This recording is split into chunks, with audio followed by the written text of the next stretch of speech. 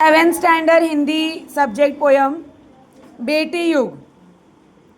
नानी वाली कथा कहानी अब भी जग में लगे सुहानी। बेटी युग के नए दौर की आओ लिख लें नई कहानी। नानी वाली कथा कहानी अब भी हमें क्या लगती है? सुहानी लगती है, अच्छी लगती है।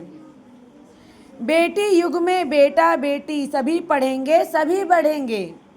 फौलादी ले नेक इरादे खुद अपना इतिहास गढ़ेंगे।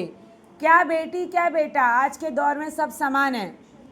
जितना बेटा कमा सकता है उतना ही बेटी भी कमा सकती है। जितना बेटा स्टडी कर सकता है उतनी बेटियां भी स्टडी कर रही हैं। बेटा बेटी सब एक समान।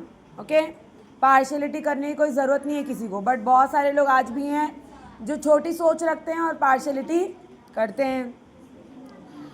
देश पढ़ेगा देश बढ़ेगा दौड़ेगी अब तरुण जवानी। नानी वाली कथा कहानी अब भी जग में।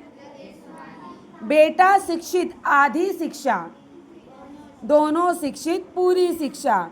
हमने सोचा मनन करो तुम, सोचो समझो करो समीक्षा। सारा जग शिक्षा में करना हमने सोचा मन में ठानी। नानी वाली कथा कहानी अब भी जग में लगी सुहानी। अगर घर में सिर्फ पापा पढ़े लिखे हैं तो वो तो पढ़े लिखे बट वो चले जाते हैं जॉब पर। अगर मम्मी भी पढ़ी लिखी है तो बच्चों को वो पढ़ाती हैं घर में अपने, राइट। घर में क्या सही क्या गलत हो रहा है उनको समझ में आता है। और पढ़ी लिखी नहीं रहेंगी तो आधा अधूरा काम चलेगा, इसीलिए दोनों पढ़े लिखे रहेंगे तो पूरी शिक्षा होगी। ओके,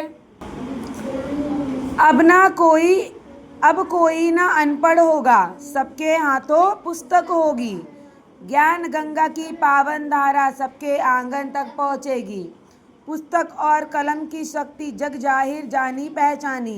नानी वाली कथा कहानी अब भी जग में लगे सुहानी। बेटी युग सम्मान पर्व है, पुण्य पर्व है, ज्ञान पर्व है। सब सबका सम्मान करे तो जन जन का उत्थान पर्व है। सोने की चिड़िया तब बोले बेटी युग की हवा सयानी। नानी वाली कथा कहानी अब भी जग में लगे सुहानी। अंडरस्टैंड?